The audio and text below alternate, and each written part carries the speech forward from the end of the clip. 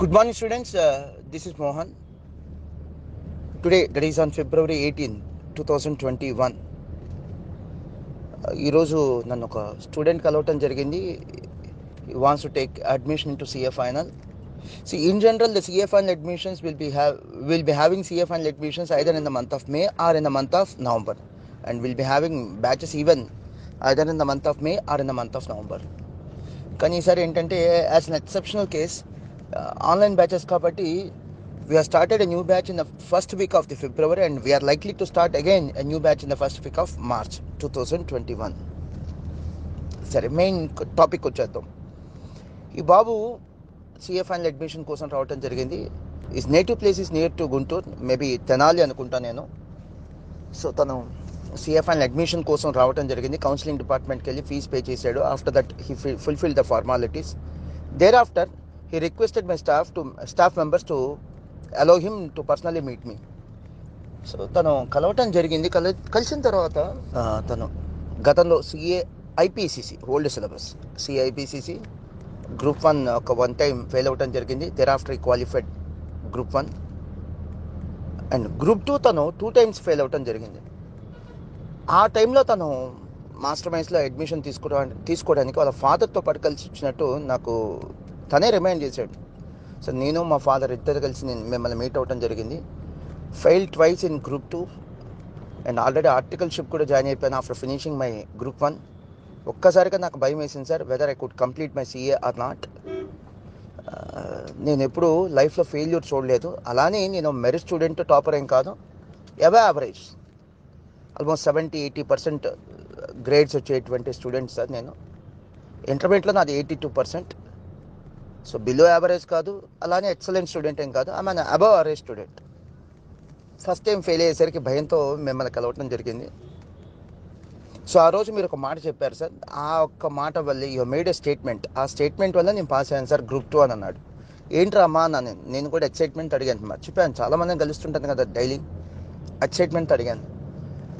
So మీరు చెప్పింది ఏంటంటే సిఏ కోర్సుకి ఉండాల్సినటువంటి అతి ముఖ్యమైన ఒక attribute, the most important attribute which a CA student should have. అదేంటంటే ప్రిపేర్ అయ్యేటప్పుడు, చదువుకునేప్పుడు భయంతో చదువుకోవాలి. ఫెయిల్ అవుతాం అనేటువంటి భయం అది ప్రతిరోజు ఉండాలి. మనం సరిగ్గా ప్రిపేర్ అయిపోతే ఫెయిల్ అవుతాం అని ప్రతిరోజు ఉండాలి. 190 అవుట్, మనకు 200 రావాలి గ్రూప్ 1 పాస్ అవ్వాలంటే. 190తో వచ్చి ఫెయిల్ అయిన వాళ్ళు ఉన్నారు, 195 మార్క్స్ వచ్చి ఫెయిల్ అయిన వాళ్ళు కూడా ఉన్నారు. సో అలా మార్జిన్తో కూడా ఫెయిల్ అవుతాం. మనం చేసే చిన్న పొరపాట్లు, స్మాల్ మిస్టేక్స్ వల్ల ఏమవుతాయంటే it leads to a failure అనే భయం ఉండాలి. ఈరోజు ఒక రోజు ఖాళీ ఉంది, రెస్ట్ తీసుకోవాలి లేదా చదువుకోవాలి. ఒక గంట ఖాళీ దొరికింది, చదువుకోవాలి అనేటువంటి ఒక యాంగ్జైటీ ఉండాలి. సో చదువుకునేప్పుడు భయంతో చదువుకోవాలి. సిఏ కోర్సుకు కావాల్సిందే లేదా సిఎంఏ లాంటి ప్రొఫెషనల్ కోర్సుకు కావాల్సింది అదే. కానీ ఎగ్జామ్ రాసేప్పుడు ధైర్యంగా రాయాలి సార్ అన్నారు. ఇది నేను చెప్పింది బాబుకి. అంటే ప్రిపేర్ అయ్యేటప్పుడు సిఏ ఎగ్జామ్స్కి, సిఎం ఎగ్జామ్స్కి ప్రిపేర్ అయ్యేప్పుడు భయంతో ప్రిపేర్ అవ్వాలి. ప్రతిరోజు భయపడాలి. ఎగ్జామ్ రాసేప్పుడు ధైర్యంగా ఎగ్జామ్ రాయాలి. సో ఈ బాబుకి నేనేదో వాళ్ళ నాన్న వాళ్ళ ఫాదర్ అండ్ అలానే ఈ బాబు ఇద్దరు నన్ను కలిసినప్పుడు నేను చెప్పినటువంటి స్టేట్మెంట్ అది తను మైండ్లో బలంగా గుర్తుపెట్టుకున్నాడు అండ్ ఇంప్లిమెంటెడ్. సో చాలా భయంతో చదివాను సార్. అండ్ ఇమ్మీడియట్లీ నేను ఐపీసీసీ గ్రూప్ 2 క్వాలిఫై అయ్యాను. ఇదే ఎఫర్ట్స్ కనుక నేను గతంలో పెట్టుంటే I would have qualified IPCC group 1 in the very first attempt and group 2 in the very first attempt. నేను లైట్ తీసుకున్నాను సార్ అన్నాడు. అండ్ స్టూడెంట్స్, నన్ను కలిసిన వాళ్ళకి నేను ఒక సింపుల్ ఎగ్జాంపుల్ చెప్తాను. ఎందుకంటే మీ క్లాస్ తీసుకునే వాళ్ళు, మీకు మంచి చెప్పేవాళ్ళు అంతగా నచ్చరు. మీరు జావెల్గా లైఫ్ లీడ్ చేయండి, ఎంజాయ్ చేయండి, సీరియస్గా తీసుకోవద్దు అని చెప్పేవాళ్ళు మీకు నచ్చుతారు. ఎందుకు టెన్షన్ పడతావు, లైఫ్ ఎంజాయ్ చేయి అనేవాళ్ళు మీకు నచ్చుతారు. సరే, okay. And 2 more things also I would like to bring to your notice.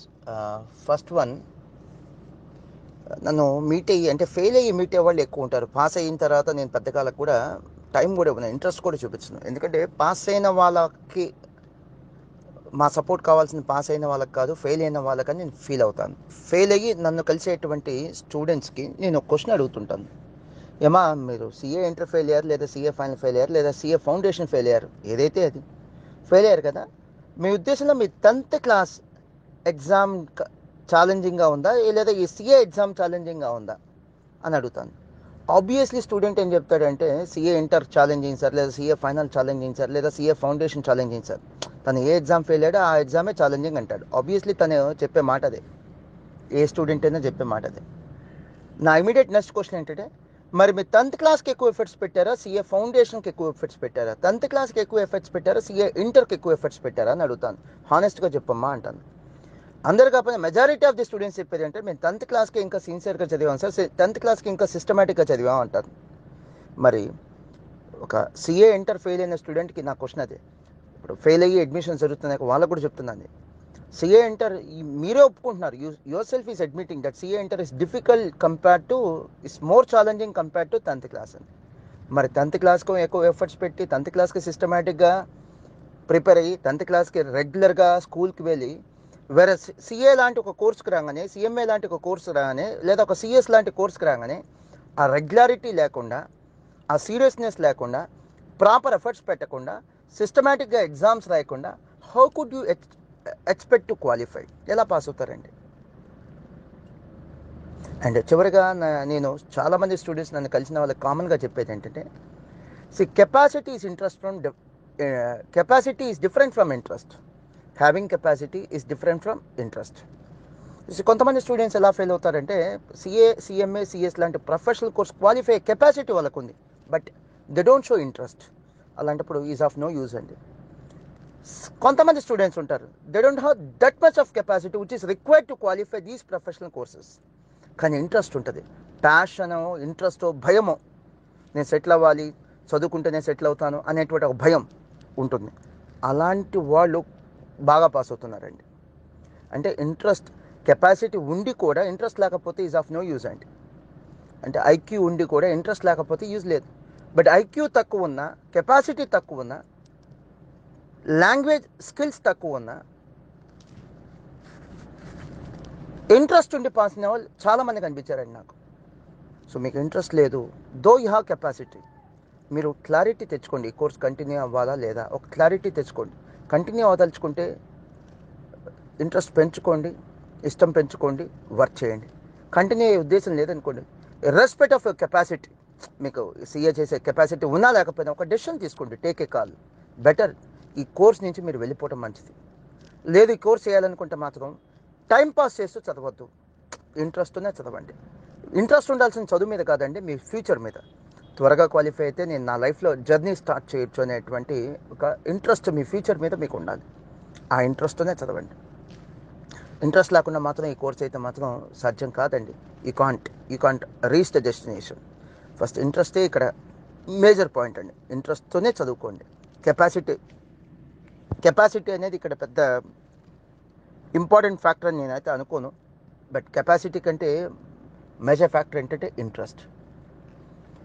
So fail అయిన వాళ్ళు you have this question with your self. ఏంటి ఆ క్వశ్చన్ అంటే, నిజంగానే ఈ కోర్స్ నేను చదవలేక ఫెయిల్ అయ్యానా, చదవక ఫెయిల్ అయ్యానా? నా ఇంకెపాసిటీ వల్ల ఫెయిల్ అయ్యానా, అంటే నా కెపాసిటీ లేక ఫెయిల్ అయ్యానా, లేదా నేను ఎఫర్ట్స్ పెట్టలేక ఫెయిల్ అయ్యానా? నిజంగానే మీరు కెపాసిటీ లేక ఫెయిల్ అయ్యారనుకోండి, better you choose some other course అండి. లేదు నేను ఇంట్రెస్ట్ పెట్టకపోవటం వల్ల, ఎఫర్ట్స్ పెట్టకపోవటం వల్ల ఫెయిల్ అయ్యాను అనుకోండి, నా it's a right time to take a decision అండి. ఇంట్రెస్ట్తో చదవండి, లేదా యూ క్విట్ దిస్ కోర్స్ అండి. God bless you.